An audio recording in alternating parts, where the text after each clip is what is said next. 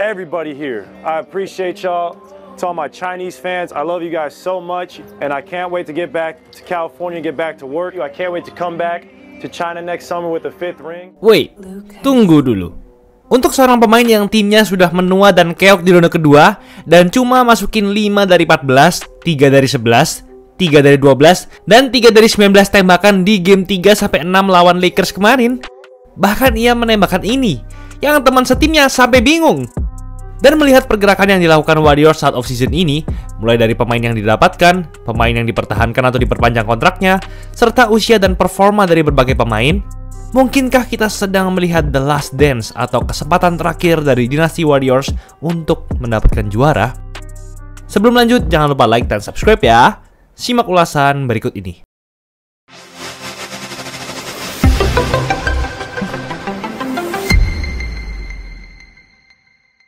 Untuk kalian yang sudah mengikuti NBA di bawah 2019, kalian pasti tahu bahwa Klay Thompson adalah shooter yang sangat-sangat hebat. Ia pun dinobatkan sebagai shooter terhebat kedua sepanjang sejarah, hanya di bawah Stephen Curry saja, yang juga setim dengannya. Jadi gak heran kalau Warriors bisa mendapatkan 4 cincin juara selama dua pemain ini masih bermain. Ya gimana ya, orang dua shooter terhebat sepanjang sejarah di satu tim. Klay adalah pemegang rekor poin terbanyak dalam satu quarter, yaitu 37 poin. Ia juga pemegang rekor memasukkan tembakan 3 angka terbanyak satu pertandingan, yaitu 14 tembakan 3 angka. Yang makin bikin Klay Thompson spesial adalah, ia adalah shooter off ball yang sangat hebat. Tidak seperti Curry yang sering mendribble atau membawa bola terlebih dahulu baru menembak, Klay lebih sering melakukan pergerakan tanpa bola atau off ball saat bermain, lalu menembak dan selalu masuk. Hal inilah yang membuat Curry dan Thompson bisa cocok satu sama lain, meski mereka adalah sama-sama shooter terhebat sepanjang sejarah. Karena satunya main on ball, satunya main off ball. Tidak hanya offense, namun defense Klay sangat hebat. Ia punya postur yang sangat baik untuk seorang pemain posisi shooting guard, bertinggi 198 cm dan berat 100 kg. Tingginya sama seperti Michael Jordan. Ia bahkan pernah masuk All-NBA Defensive Team 2019. Jadi hal ini juga melengkapi kelemahan Stephen Curry, karena defense Stephen Curry sering dibilang sangat rata-rata bahkan buruk. Ketika Kevin Durant datang pun pada 2016 hingga 2019, Klay bisa beradaptasi dan tidak egois, di mana ia menurunkan rataan poinnya, namun ia sangat efektif, sehingga Big Four Klay, Durant, Curry, Green selalu melaju ke final NBA. Namun sayang, semua itu berubah pada 2019, ketika Klay mendapatkan cedera lutut ACL. Cedera tersebut tidak hanya membuat Klay Thompson menepi 2 tahun lebih, namun juga mengubah performanya, dan ia tidak sama lagi seperti dulu. Di tengah pemulihan cedera itu, Warriors tetap yakin akan masa depan Klay bahwa ia akan kembali, sehingga pada 1 Juli 2019, Warriors memberinya kontrak 5 tahun $190 juta, sekitar 583 miliar rupiah per tahun. Saat itu Warriors mengira Klay akan menepi setahun saja.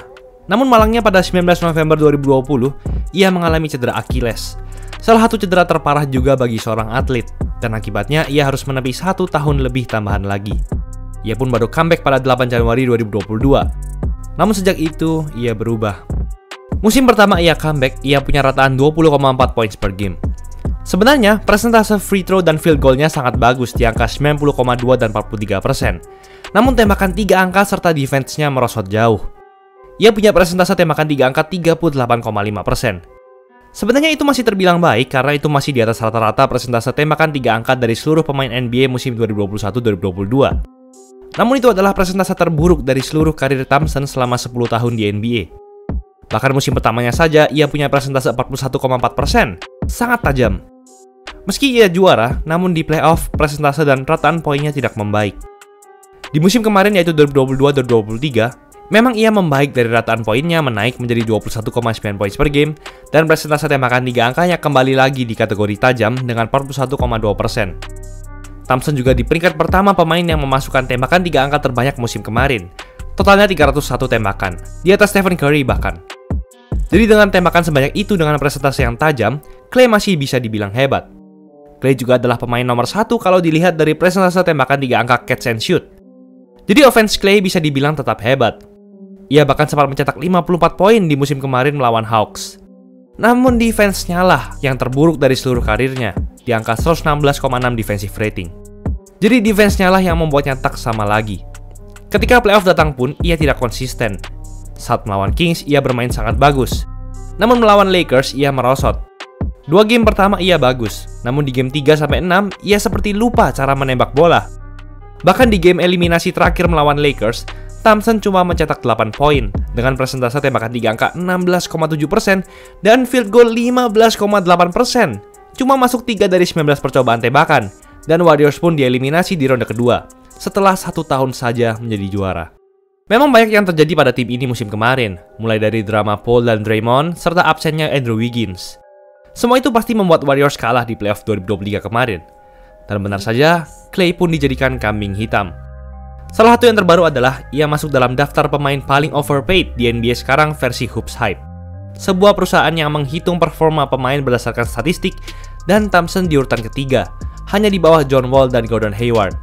Jadi artinya Thompson dibayar sangat tinggi, namun performanya jauh di bawah bayaran itu. Tak hanya itu, Hoops Hype juga berkata bahwa bahkan musim terbaik dalam karir Thompson yaitu 2015-2016, sebenarnya secara statistik, Thompson bahkan tidak masuk di 50 daftar pemain terhebat musim itu.